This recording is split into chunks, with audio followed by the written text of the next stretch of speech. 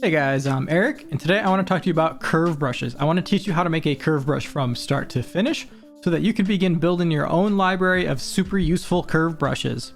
You can use these for ropes, stylized hair, chains, wires, scales, anything where you're taking a mesh and you're repeating it along a curve. Curve brushes are super useful. So as you build up a library over time, you have things that you can pull from that'll speed up and enhance your workflow. So there are some built-in ones in Zbrush. We'll show those very quickly, and then we'll build one from scratch, and I'll show you some examples that I have of different curve brushes that I've made for demonstration purposes. So why don't we go ahead and jump in, because we've got a lot to cover. So first things first, we're going to go ahead and create a cylinder. So go ahead and choose a cylinder from your tool palette, draw it out, hit T, and make Polymesh 3D. We're going to go ahead and change the material. I'm going to choose a gray material for this. We're also going to turn on the wireframe. Now very quickly, because I was too lazy to adjust the initialized cylinder, we're just going to delete a few edge loops. Going to delete every other one. Now what we need to do is delete the top and bottom of this cylinder. This is going to make more sense why we're doing this in a minute. So I'm just going to go ahead and Control Shift drag on the top. I'm going to invert that selection. I'm going to go down to the geometry, modify topology, delete hidden, and then I'm going to do the same thing for the bottom. Now we're just inverting that, delete hidden. Now we've got a hollow cylinder. So the first thing you need to do is go up to your brush palette, and at the bottom here we have create insert mesh. Alternatively, you can go over to this brush menu and we have create, and there's create insert mesh. You can go to either one. We'll just hit this right here, and we're going to go ahead and choose new. Now something to keep in mind, and it'll actually tell you this if you control mouse over create insert mesh, you have to make sure that you're paying attention to the orientation of your camera before you make your insert mesh. So if we had the cylinder like this and then created our brush, it's going to affect the result of our insert mesh. So we really want to make sure that we have this snapped from a profile so that we know that it's going to turn out okay. So now you'll see that we actually have a brush with our cylinder in the top left there. And if we just click drag, you'll see that it just kind of inserts that cylinder, which is great. So if you're making like a button or something that you just need to drag out, this is super useful. However, we want to be able to draw this cylinder along a curve. So what we're going to need to do is go up to the stroke panel, go down the curve, and turn on curve mode. Now when we draw on our canvas, we're drawing our cylinder. Now you may notice that our cylinder has some divisions here. So why don't we go ahead and fix that? We're going to undo, and we're going to go up to this brush menu, and just to make it a little easier, we're going to snap it by just tapping this button right here. Now we have our brush menu pinned to the left hand side. So what we're going to do is we're going to go down to a menu called Modifiers. And about halfway down Modifiers, we have some things we have to pay attention to. We have triparts, which we'll take a look at in a moment. And then we have weld points and stretch. So why don't we go ahead and enable weld points. Now when we draw our curve, it's welding together. We also have stretch, which will kind of just stretch the geometry on a curve to help it conform better. But we also have some other tools that'll help us with that. Below that we have curve res, and you'll see, let's do a curve res of 1 and draw this out. Actually, let's make a really crazy curve so we can see it better. Now let's turn our curve res to 6 and do the same thing. You can see how much smoother the bottom one is. So that curve res helps make your mesh a little smoother along the curve. We also have max bend angle if you really need to dial that in. We're not going to worry about it for now. So let's talk about editing your curve. So we're going to draw a curve out again. And you'll notice when we're over here, our pointer is red. When we're on top of the curve, it's blue. This means we can edit this curve. So we can move it, we can drag it around, we could grab the ends, move the ends around. You can also mouse over towards the end of the curve, make it longer. Or you could even go in like halfway through and just find the little line there. You can expand it. So it kind of helps you manipulate the curve after you've drawn it to fine tune it. Now you can also mouse over, hold S, change the size of your pointer, and then tap, and it's going to readjust the size. You could also make it smaller. You could mouse over this, click, hold shift, and then you can smooth it out if you want. You can also click and then hold control, and you can actually like corkscrew this. It'd be a little weird, but you can play with it. And as you may notice, we actually have this curve, right, that we're editing. So if you're done editing it and you just want to turn it into a piece of geometry, you can just tap. You'll get rid of that curve. Or you can go up to stroke, go to curve functions, and you can just hit delete. It'll also delete that curve. Now, one other thing to note is the way this works is it actually appends to your current subtool. That's why we have this cylinder in the scene, and you'll see they're together. And so you can either just go ahead and Control Shift click this and then go to split hidden. Now we've got it as a separate piece. Or you could do a geometry delete by hidden, whatever you want to do, doesn't really matter. Now we have this as a separate piece of geometry that we can do whatever we want to. All right, next up, we're going to look at the stroke panel. So we're going to delete this. We're going to come back to our cylinder here and we're going to choose our brush once again and we're going to draw it out. And we're going to take the stroke panel. We're going to go ahead and pin it to the right hand side just like we did with the brush panel. And we're going to look at some of the features in here. So we have curve mode, which we have selected. And we have as line, which is pretty straightforward, just lets you draw your curve in a straight line. We have curve step, which increases the steps of the curve to make it smoother or more rigid. So if we turn this way up, we need to uncheck as line first. And then we go ahead and draw. You can see how clunky it is. It's still smooth though because we have that curve. It's still smooth though because we have that curve, but it's still smooth because we have that curve res turned up. But this is useful for certain kinds of brushes, and I'll show you that in a moment. If we turn it all the way down, you can see there's a lot more steps. Now this is useful for situations, say like a chain, and let me show you that. So I have a chain here that I've created, and when I draw this, let's make it a little bigger so we can see it better. You can see the chain is connecting to each new link smoothly. Now, you can see my curve step is set to 0.7. If I were to increase this and draw my chain, we can undo this and we'll draw a new chain. You can see it's no longer linking up. So I had to modify the curve step to match the size of these links so that they would line up correctly. There you go. We're gonna skip substeps. We have snap, which affects how your curve snaps to a surface. So with snap on, we're gonna undo a few. With snap on, you can see that our chain is sticking to this very well. And that's especially apparent when we move around. It tries to kind of stick to the surface. It will come off a little bit.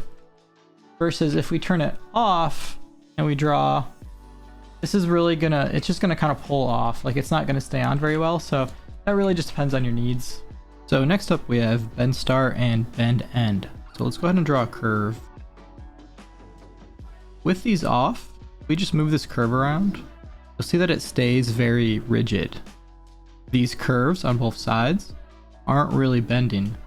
Now if we turn them both on and we wiggle this curve around, you see it starts to get really noodly and kind of just wobbles all over the place. So these basically control how you want that to happen. And bend start will basically make anything from the start end up to your brush bendable, and bend end will make anything from the end of the curve to your brush bendable. So with bend start on, you can see that the end side of the brush stays rather rigid and the start side bends, and vice versa. We go ahead and do the same. You can see the start is staying very rigid and the end side is bending. If you enable both bend start and bend end, and then you turn on lock start and lock end, you actually can lock the position of your curve in place. So you can move it around but have the positions locked, which can be very useful. Or you can just do like one and you can move it around like that. So whatever you need there, it's very useful. We have elastic and liquid. We're going to choose our cylinder again. So let's draw our curve. With elastic, you can just stretch this out. You can see we're just stretching it along. And then liquid kind of just makes this so you can really mess around with it. So you can pull it in or pull it out. Like it's just much more fluid. You can see it kind of just creates infinite geometry. I've never really used that one, but you need to think of some ways that might be kind of a cool curve brush. You also have the repel strength, which sort of relates to snap. So if we turn this up a little bit and draw a curve, it's going to repel that curve away from the surface. So it kind of just has an impact on where your curve lands. Now we're going to go to the curve functions menu. Under curve functions, we have frame mesh, and this is going to give you some different ways to generate curves that you can draw your brush on. So why don't we take a look at these? We have border, polygroups, and creased edges. Now we're going to uncheck all of these by default, and we're just going to choose border and hit frame mesh. Now you can see it drew curves around the edges of our cylinder, and then you can tap and add a cylinder, which is pretty cool. You have polygroups, so if we undo, let's just select a section. I'm going to hit Control W to create a polygroup. And now when we hit frame mesh, it draws a curve around that polygroup. Lastly, we have creased edges. So if we just go to our Z modeler and we go to crease, and we'll just crease a loop here. And now we turn that on, it's going to draw a edge around that crease, which is pretty cool. And then we can draw our brush, and we're chilling. So I like that one. I think it's really neat. Now we have curve modifiers, and this is kind of how you adjust your brush along the curve. So this is how we taper it and stuff like that. So I'm just going to choose the cylinder for demonstration. Now, there's an option here called intensity, and I spent some time reading about this and testing. I can't figure out what it does. So if this section is still in the video when it goes live, it means that I did not figure it out. Otherwise, if I do, I'll stub it. All right, so after a little bit more research, I was able to actually figure out some of these settings. The intensity actually is for an entirely different type of curve brush, and well, it wasn't my intention in this video to go over these kind of brushes. I think we might as well, just to be thorough. And fairly recently in ZBrush, they added what's called the Scribe brush. So if we hit S on our keyboard and we find there's a couple of these Scribe brushes. So we'll just do Scribe Chisel. And you can see if we draw a curve, what these are curve brushes that actually sculpt on the geometry. And now using these brushes, the intensity actually will make sense. So if we turn off intensity and we draw a curve, you can see that it's equal depth all along the curve. Whereas if we turn on intensity and then draw a curve, you can see that the depth of the stroke is tapering towards the end and the start. And now another thing about the Scribe brushes is this is where the substep will come into play. So now that we kind of understand what these Scribe chisel brushes are, we can scroll back up to curve and take a look at the substeps. So by default, if we draw one of these, we'll see this is rather smooth and our substeps are set to 25. We set our substep all the way down to 1 and we draw a curve. You'll see that it's actually spacing out. And that's because these type of curve brushes actually use alphas to determine their stroke, whereas before we were creating insert multi-mesh curve brushes, which were just taking a piece of geometry and spawning it along a curve. These are curve brushes that actually modify the topology of something that you're drawing your curve on. And just like a normal brush, we have an alpha that dictates how your brush appears. So this is pretty cool, and you can get a lot of cool things by playing with the curve step and the substep. You know, so if we turn the substep to 10 and we draw a little bit more interpolated, or we can really turn the curve step out and then draw along, we're getting an entirely different result. So these are actually really cool. And another thing too, you can also set these to Z-add instead, and they'll stick out instead of in. And just like our insert multi-mesh brushes, you have different ones that you can append in different shapes. And you can see as we click through these, it's changing the alpha. So just kind of a library of different Scribe brushes that you can use, which is pretty neat. And of course you could make your own. And while we're at it, we might as well look at the Interpolate feature, which is fairly new in ZBrush. So if we go ahead and draw a stroke, and then draw another stroke, and then hit Interpolate, you'll see it'll fill in the gap with strokes. And you can actually adjust this. So you could say like, hey, we just want 8, or we just want 4, and it fills it in. And then of course, this is one of those infamous little circles. If we close the circle and hit Interpolate, it's going to adjust the spacing with a different algorithm, basically. With the circle off, if you hit Interpolate, I think it attempts to keep fairly even spacing in between each stroke, and then with the circle filled, as your strokes go closer to the end stroke, it creates more of a gap. You can see it's kind of like adding a little bit more space between each one. So just different ways to interpolate between the two strokes. And Interpolate does actually work with IMM curve brushes if you want to do that. So if we draw a chain and then draw another chain and then hit Interpolate, we actually created a whole bunch of chains in between. So a very useful feature. I'm sure you've seen examples of this before. You could do it for like gills on a fish or on a fish man.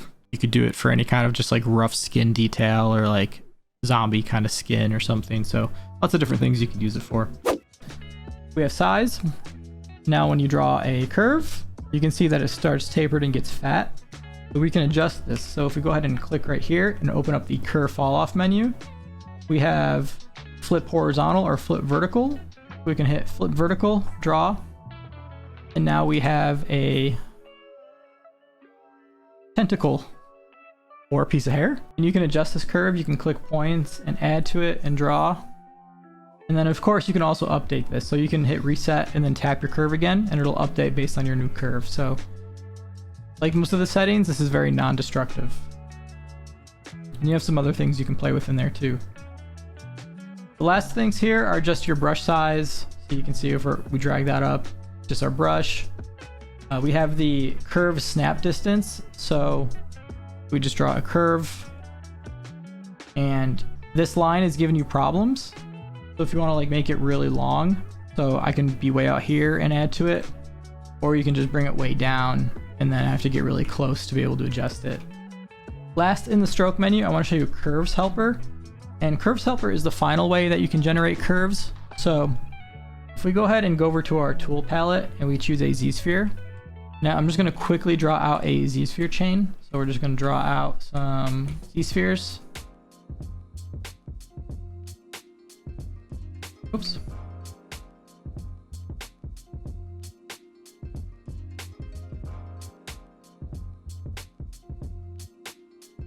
All right, good enough. And what you can do is copy Z-sphere chain. It's going to make a copy of it, and then we can do create curve.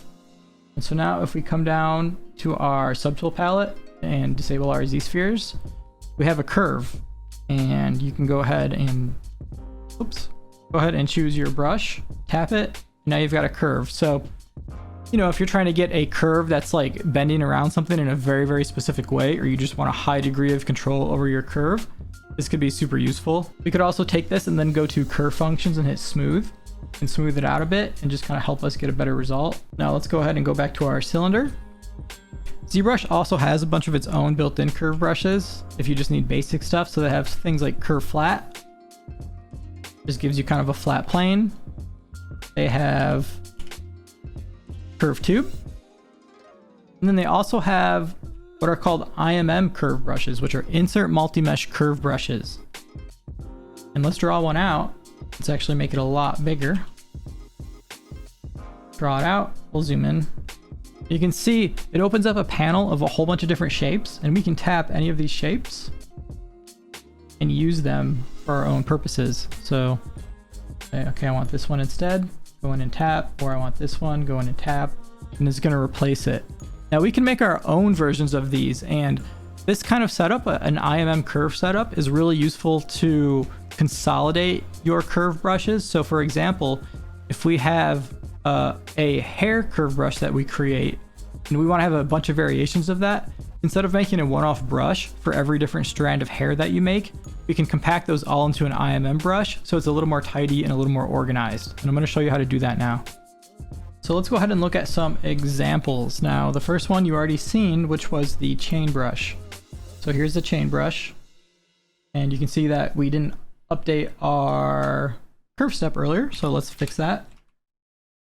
Now we've got our chain brush, and this is super useful. So for example, when I hit D, it kind of smooths this out into a really nice chain that we can use. And let me show you the actual subtool that made this chain. So here it is. It's basically just two links that I kind of offset by, 45 or 35 degrees. And that's about it. Now this is a great one because we can have a chain, for wraps or for an environment scene or anything like that. Or you could make a lot of different variations. All these chains were just cubes that I punched out and then added some bevels to. So very basic. And it's always good to keep them low poly because obviously we're going to span these over a long curve. I really want to keep it as low poly as possible until I need to subdivide it a bunch for the final result. The next one that we have is a rope brush. So So let's go ahead and draw that rope brush out. There you go. You can see this is just kind of two cylinders twirled around each other. And sometimes with complex shapes like these, you're going to want to do a little editing after the fact. So often with this rope brush, what you can do is then go ahead and break it out into its own thing, split hidden.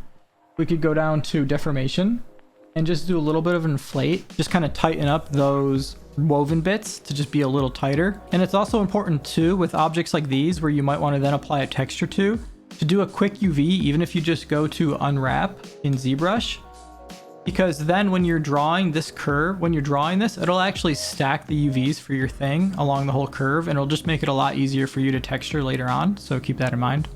The final example that I want to show you is some simple stylized hair brushes. Now let's go ahead and let me just show you these quickly. So if I draw this out, you can see there's one hair shape, and this is one where I have two. This is an IMM hairbrush. Draw out the other one, and it's a little different. Go ahead and just hit D to subdivide.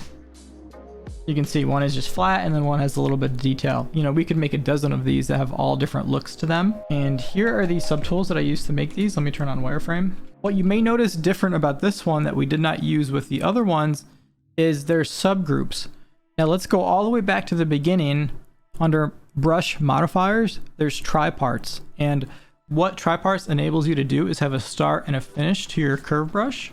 So what will happen is the first poly group will spawn, and then the middle section, the green section in our case, will repeat along the curve, and then when your curve ends, it'll spawn that final poly group. So, you know, on our rope, for example, we could have an entire poly group that's like the top knot, and then have our rope, and then have the bottom knot.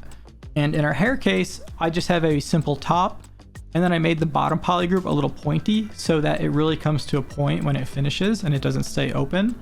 But it's pretty simple. So that's basically what triparts is doing. I'm just having three poly groups, and that way when they spawn along a curve, you can see we have the top poly group up there, and if we zoom way in, you can see the bottom poly group down there. Now, as I mentioned, this is an IMM hairbrush. So for example, if we wanted to add a segment to this brush, what we could do is duplicate this. We're just going to duplicate it, and just for demonstration purposes, we'll just grab this and move those in. And now what we can do is go up to our brush, go down here, go create insert mesh, and hit append instead of new. So we're hitting append, hit OK, and now we have a third one.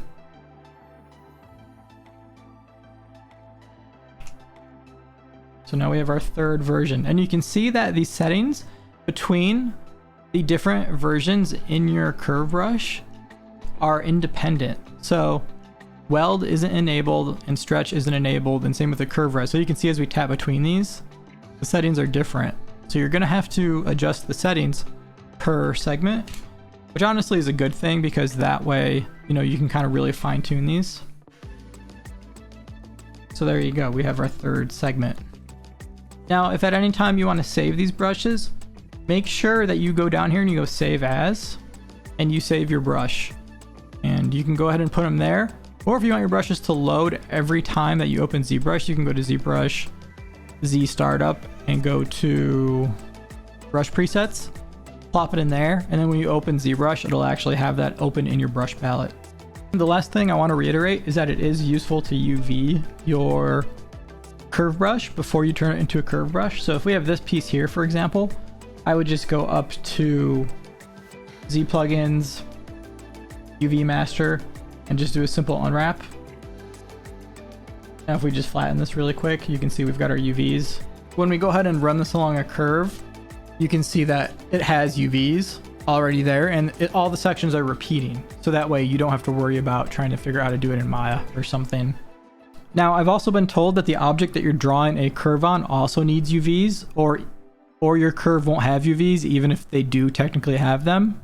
So maybe keep that in mind. Otherwise, it's pretty straightforward, and curve brushes are something that I use all the time. They're very, very useful, especially for stylized hair, because hair takes a long time to make. And so if you build yourself a good library of the aesthetic of hair that you want, you know, there's all different kinds of stylized hair. So Really kind of depends on the look you're going for, but it can dramatically speed up your workflow. And if you save your subtools so that you can edit them and make changes and improvements over time as you kind of learn how they work and whatnot, it'll be really helpful to you.